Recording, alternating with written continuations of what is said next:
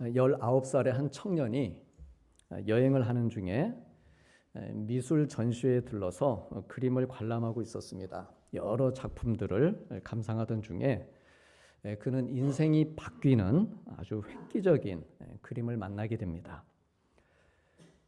핏기 없이 창백한 얼굴의 예수님이 가시나무로 만든 그관을 쓰고 이마에서는 뚝뚝 피가 흘러내리는, 그리고 말없이 고개를 떨구고 계신 그런 모습의 그림이었습니다. 이 그림은 중세시대 화가인 도메니코 페티가 그린 이 사람을 보라라는 제목의 그림입니다. 이 사람을 보라. 청년은 이 그림을 보는 순간 마음에 큰 감동을 받습니다. 그림 속의 예수님께서 마치 나는 너를 위해 목숨을 바쳤건만 너는 나를 위해 무엇을 하였느냐 물어보시는 것 같은 깊은 영감을 받습니다. 그리고 이 체험은 이후 그의 인생과 신앙에 절대적인 영향을 끼칩니다. 자기를 위해 십자가에 달려 죽으신 예수님을 평생 잊지 않고 주님을 위해 살기로 이렇게 결단하고 인생을 하나님께 드립니다. 그의 이름은 니콜라스 루드비히 폰 진젤로프입니다. 진젤돌프. 일반적으로는 진젤돌프 백작으로 알려진 인물입니다. 그의 부모는요, 신앙을 지키기 위해서 오스트리아에서 독일로 망명한 귀족이었습니다. 그리고 그 역시 어린 10대 시절부터 7개의 기도 모임을 결성해서 참여할 정도로 그렇게 경건의 훈련을 하면서 자랐습니다. 그러던 중에 여행을 할 기회가 있었고 좀 전에 그 그림을 만나면서 자기의 삶을 주님께 드리기로 서원한 것입니다. 그는 자기가 상속받은 땅에 헤른후트, 주님의 지키심이라고 하는 기독교 공동체를 설립합니다. 그곳에서 1000여 명 이상의 많은 사람들이 모여서 공동체를 이루며 생활하면서 약 600여 명의 선교사들을 훈련시키고 파송합니다. 그의 삶, 그의 신앙은 철저한 예수님 중심주의였습니다. 오직 예수님, 특별히 십자가에 달리신 예수님, 그 예수님을 아는 것이 우리 기독교 신앙의 본질이요, 처음이요, 끝이다. 그는 그렇게 믿었습니다. 이러한 믿음으로 그의 평생의 관심 역시 어떻게 해서든 이 땅에 많은 죽어가는 영혼들이 있는데 그 영혼들을 주님께로 돌아오게 하는 것이었습니다. 국경과 종족의 경계선을 뛰어넘고 본인이 귀족 출신이라는 신분의 지위도 뛰어넘어서 자기가 경험했던 것처럼 많은 사람들이 예수님을 보게 하는 것. 나는 그림으로 예수님을 봤지만 이 사람들은 정말 그 그림이 아닐지라도 예수님을 볼 수 있는, 복음을 통해서 예수님을 보게 하는 일에 그의 마음을 다해 살았습니다. 모라비안 형제회를 이끌면서 18세기 경건주의 운동에 큰 영향을 주었고, 감리교의 창시자인 요한 웨슬레도 그의 영향을 받은 사람들 가운데 하나였습니다. 사랑하는 성도님들, 오늘은 종료주일이고 내일부터는 이제 고난주간이 시작이 됩니다.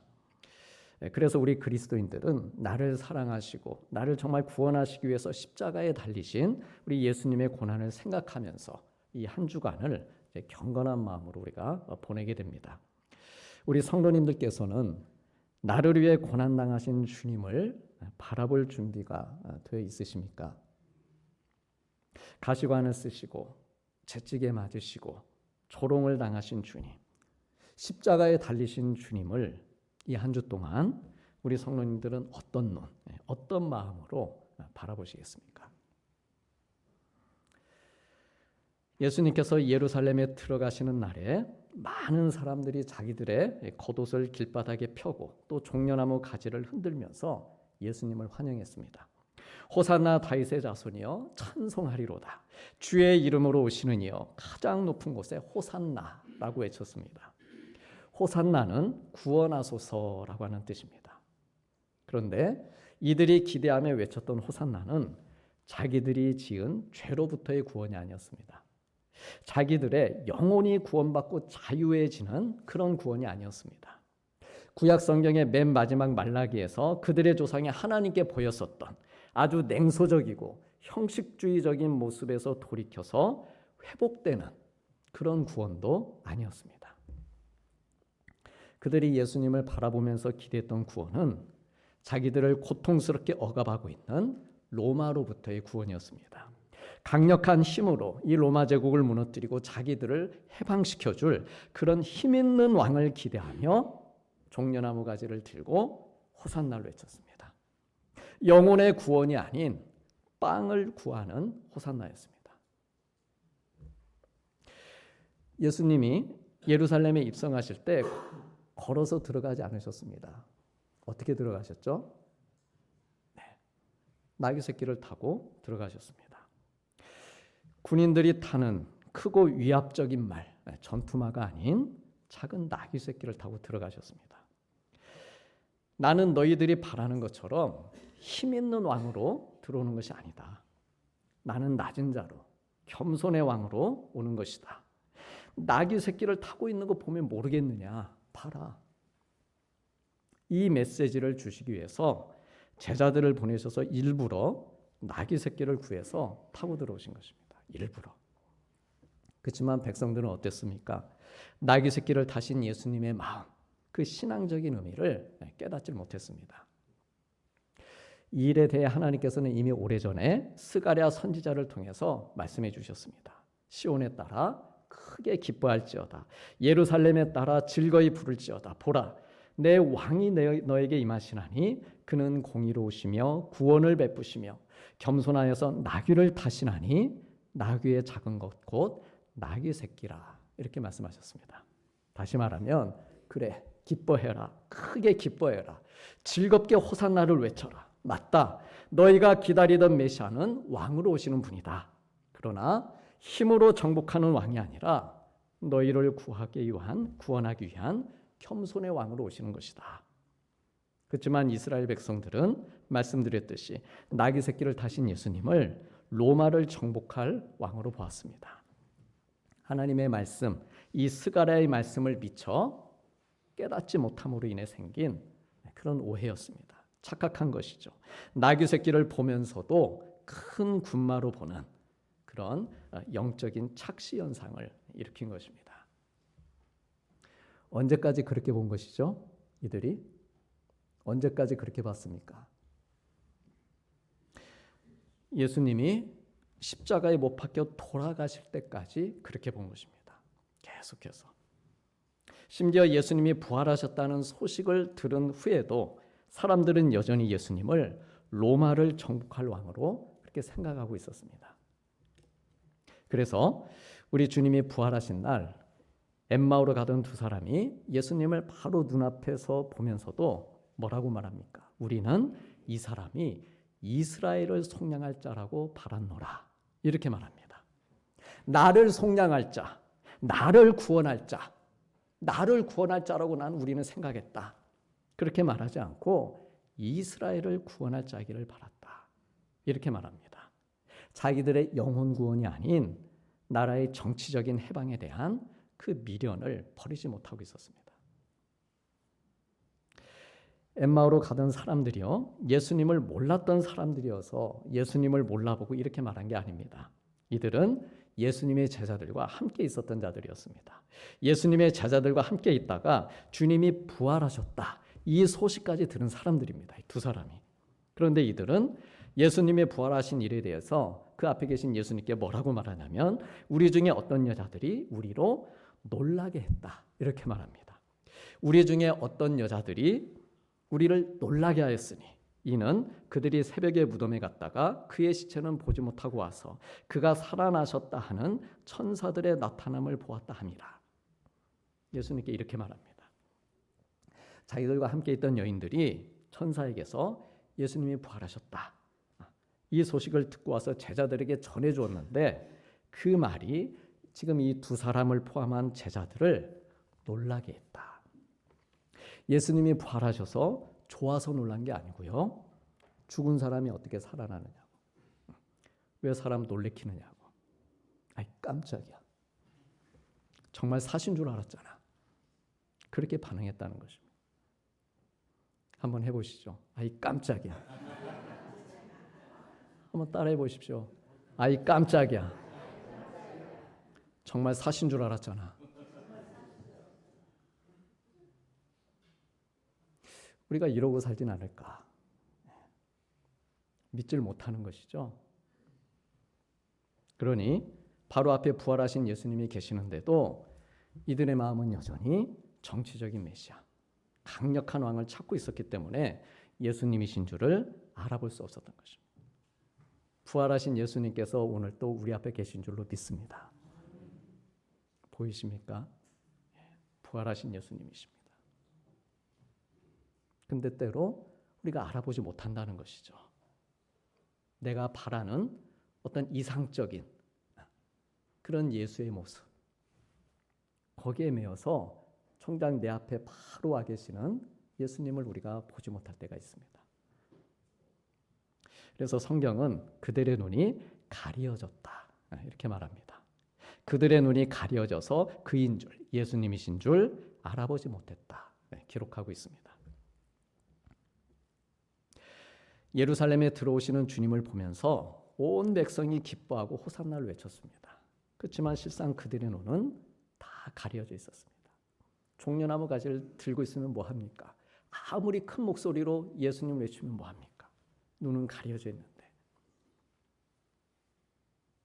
그 가려진 눈, 그 깨닫지 못한 마음으로 예수님을 십자가에 못 박은 것입니다. 예수님께서는 예루살렘에 들어오시고 나흘 후에 대제사장이 보낸 무리들에게 붙잡히십니다.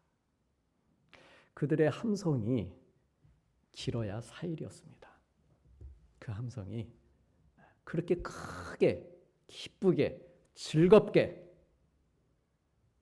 예수님은 왕이십니다. 그렇게 외쳤는데 그들의 외침이 우리의 기쁨이 4일이면 끝난다는 거죠. 잡히셔서 신문을 당하신 후에 로마 총독인 빌라도의 손에 넘겨지십니다. 그리고 빌라도에게 신문을 당하십니다. 그 짧은 밤에 7번을 왔다 갔다 하십니다. 빌라도에게, 대제사장에게, 또 이전 대제사장에게 7번을 끌려다니시면서 신문을 당하십니다. 그리고 군인들에게 채찍질을 당하십니다. 군인들은 예수님을 채찍질한 후에 가시로 만든 관을 예수님의 머리에 씌우고 그리고 자색으로 된 옷을 입힙니다. 자색은 왕이나 귀족을 상징하는 색깔인데 이 옷을 입힌 후에 유대인의 왕이여 평안할지어다 이렇게 조롱합니다. 그리고 이어서 빌라도는 그 가시관을 쓰고 자색 옷을 입고 나오시는 예수님을 이렇게 보면서 대제사장, 옆에 있는 제사장들에게 보라 이 사람이로다 이렇게 말합니다. 그리고 또 저 멀찍이 있는 유대인들을 향해서는 보라 너의 왕이로다 이렇게 말합니다. 그러자 일제히 이들이 예수님을 십자가에 못 박으라 이렇게 소리를 지릅니다. 불과 나흘 전 예수님을 왕으로 생각했던 이들이 예수를 죽여 없이하소서, 죽여 없이하소서, 가이사 외에는 우리에게 왕이 없다 말을 바꿔버립니다. 가시관을 쓰고 채찍에 맞고 조롱을 당하신 예수님의 모습은요, 이들이 생각했던 왕의 모습이 아니었습니다. 너무도 초라하고 힘없고 실망스러운 예수님의 모습을 더 이상 보지 않도록 그들의 눈과 마음에서 지워버린 것입니다. 그러나 그럼에도 불구하고 우리 주님은 그들 앞에 그대로 망가진 모습으로 서 계셨습니다. 그리고 이 모습이 고난주간 우리가 바라보고 만나야 될 예수님의 모습입니다. 적어도 2주간만큼이라도 그런 생각을, 그런 예수님의 모습을 우리가 보는 것이죠. 첫째로 우리는 채찍에 맞으시는 예수님을 봅니다. 예수님께서 채찍으로 몇 대를 맞으셨을까요? 몇 대 맞으셨을까요? 우리 예수님께서. 로마 시대의 채찍은 6개의 가죽끈으로 되어 있었는데 끈 하나하나에 납덩이나 뼈 조각이 달려 있었습니다. 채찍질을 할 때는 죄수의 몸을 다 발가벗깁니다. 다 발가벗기고 좀 높은 기둥도 있고 낮은 기둥도 있습니다. 낮은 기둥에 묶어놓고 때리기도 하고 좀 높은 기둥에 묶어놓고 세워서 때리기도 합니다. 어깨부터 발바닥까지 온몸을 사정없이 채찍질합니다. 때로는 몸을 뒤집어 놓습니다. 가슴을 치기도 하는데 그만큼 더욱 큰 치명상을 입게 됩니다. 견디지 못해서 채찍질을 당하다 죽는 경우도 허다했습니다. 그래서 로마 시민, 로마인들에게는 십자가형 채찍질형을 원칙적으로 금했습니다. 로마인은 그렇게 하면 안 된다. 반면에 비로마인에게는 40대, 특히 유대인에게는 120대까지 때리게 했습니다. 우리 예수님은 유대인이셨습니다. 120대 가까이 채찍질을 당하신 것이죠. 채찍질을 집행하는 군인이 혼자서 120대 때리기에는 너무 힘이 드는 거예요. 그래서 최소 2명에서 6명까지 배정이 됩니다. 교대로 돌아가면서 채찍질을 합니다. 우리의 주님이 이러한 채찍에 맞으시면서 얼마나 많은 상처와 큰 고통을 당하셨을지 우리는 상상조차 할 수 없습니다. 그런데요, 사랑하는 성도님들, 하나님께서는 우리가 채찍에 맞으시는 그 예수님을 바라보면서 그 고난에 담겨 있는 하나님의 은혜를 보기를 원하십니다. 그래서 이사야 선지자를 통해서 주님이 맞으신 채찍의 의미를 가르쳐 주셨습니다. 그가 찔림은 우리의 허물 때문이요, 그가 상함은 우리의 죄악 때문이라. 그가 채찍에 맞음으로 우리는 나음을 받았도다. 주님이 채찍에 맞으심으로 우리가 나음을 입었다. 그렇게 말씀하십니다. 우리는 질병에 고통당하기도 하고 각종 중독이나 폭력에 노출되어 고통을 당하기도 합니다. 사람들이 던진 말에 상처를 받기도 하고 내가 지은 죄나 실수로 인해 괴로워하기도 합니다.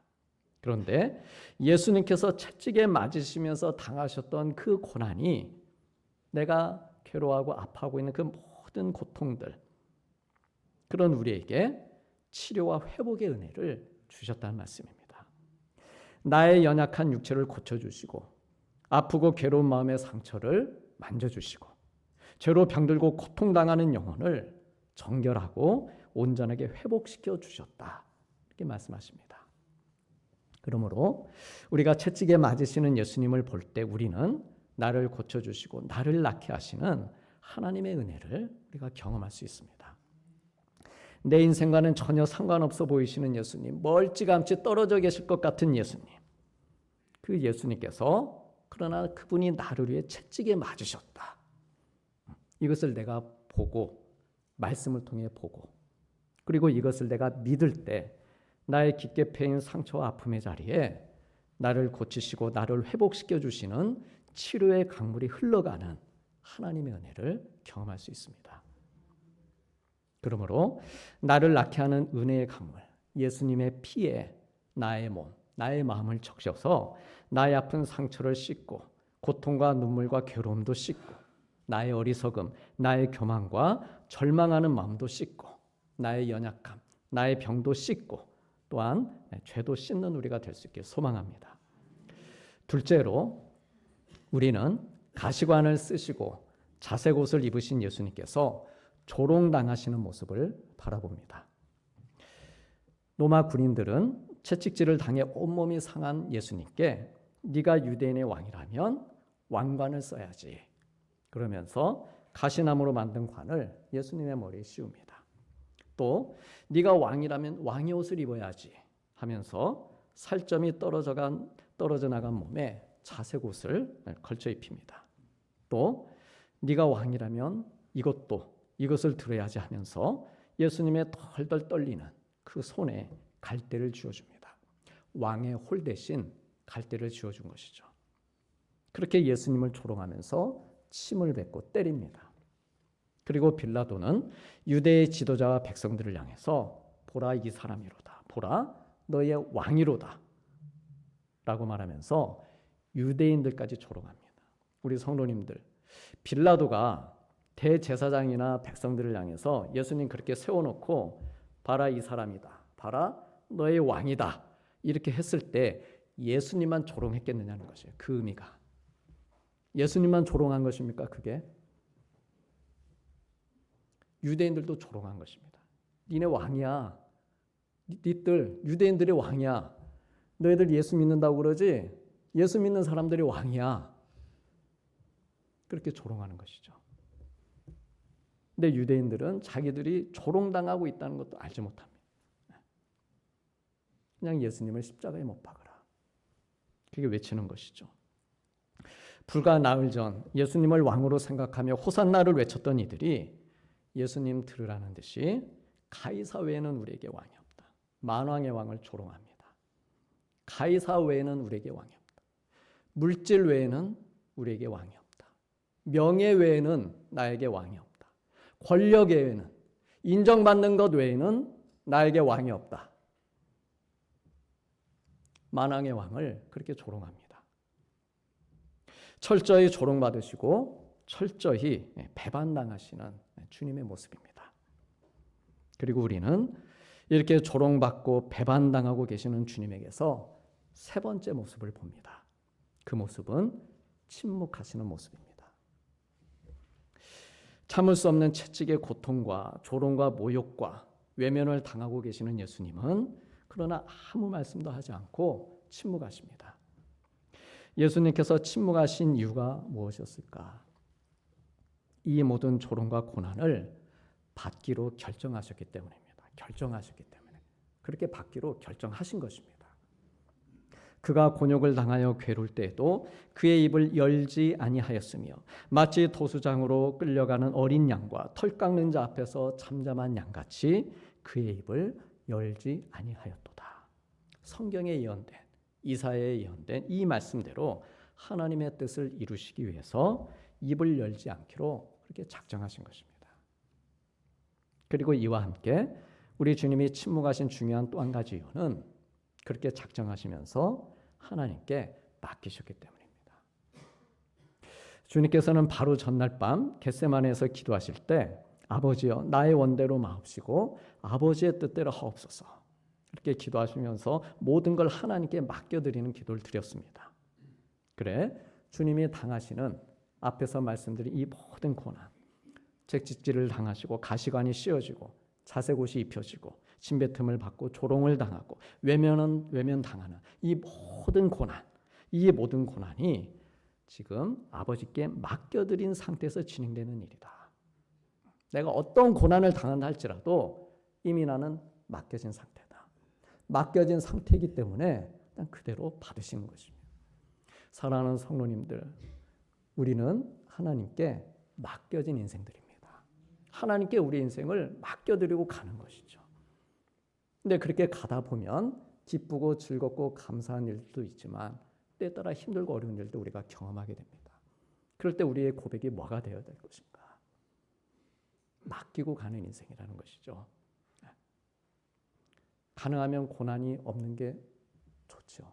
그러나 정말 불가피하게 우리가 그런 어려움 가운데 있다 하면은 그때 우리에게 정말 필요한 고백, 하나님께서 받기를 원하시는 고백은 우리 하나님께 맡겨진 존재라는 것이죠. 맡겨진 존재. 주님이 당하시는 모든 고난 속에서 아버지를 신뢰하셨기 때문입니다. 그리고 주님이 이처럼 침묵하셨을 때 아무 말씀도 하시지 않지 않습니까? 물론 십자가에 올라가셔서도 말씀하시고 또 신문을 당하는 과정에서도 몇몇 빌라도에게 말씀도 하십니다. 그러나 기본적으로는 침묵을 지키셨는데 주님이 이처럼 침묵하셨을 때 하나님께서는요 사람들의 감동된 마음, 그 예수님을 바라보았던, 그 예수님을 경험했던 사람들의 감동된 마음과 그들의 입술을 통해 주님 대신에 말씀하시게 하십니다. 주님 대신에.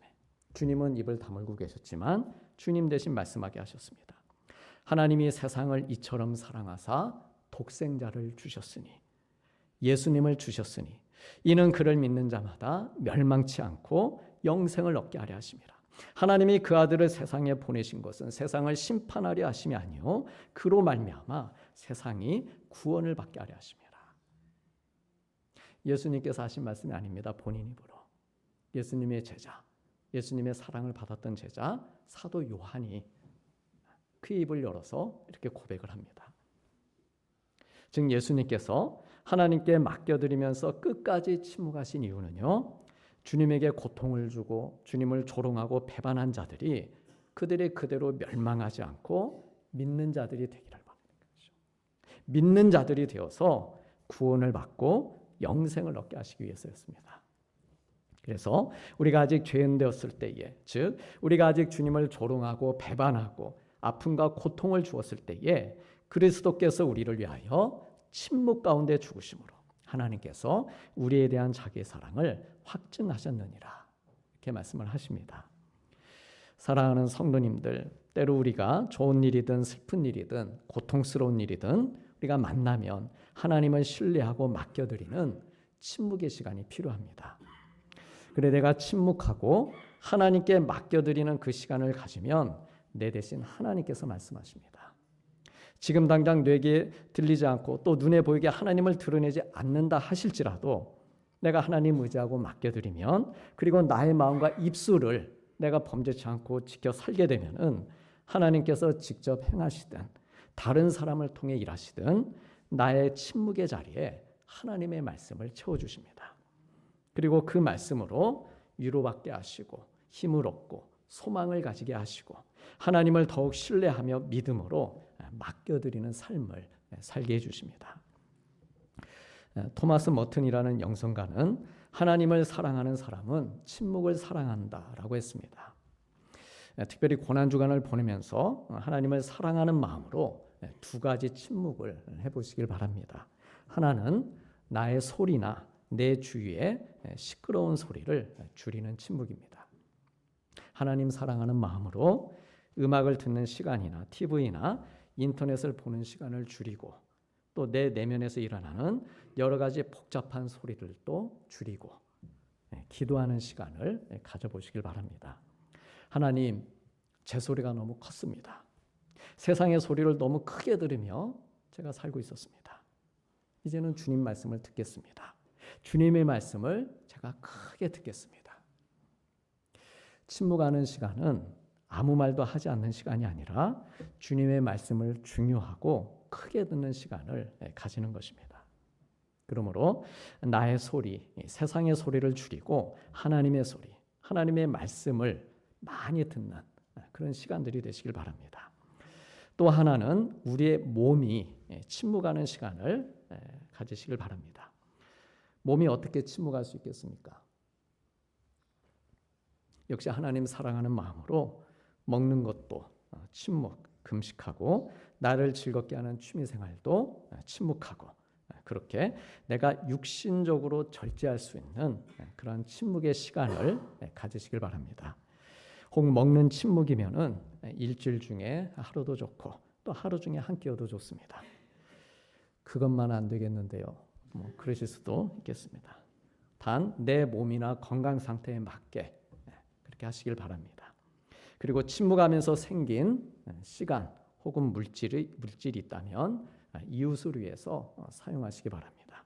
하되 억지로 하는 침묵이 아닌 자원하는 마음으로 하시기 바랍니다. 예수님께서는 이미 우리를 위해 침묵하셨습니다. 그리고 그 주님의 침묵은 우리를 위한 사랑이었고 용서였고 기다림의 침묵이었습니다. 이제는 우리가 침묵할 차례입니다. 우리가 침묵하면 말의 침묵이든 그것이 내 몸의 침묵이든 반드시 하나님께서 우리에게 다가오실 것입니다.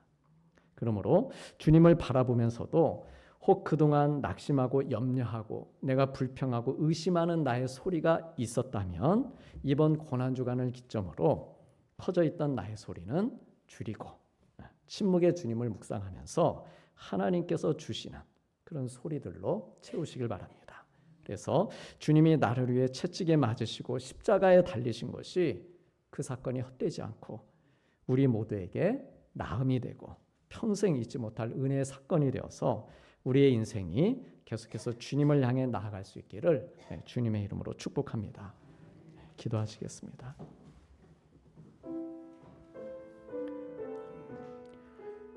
빌라도가 유대인들에게 이르되 보라 너희 왕이로다. 그들이 소리 지르되 없이 하소서 없이 하소서 그를 십자가에 못 박게 하소서.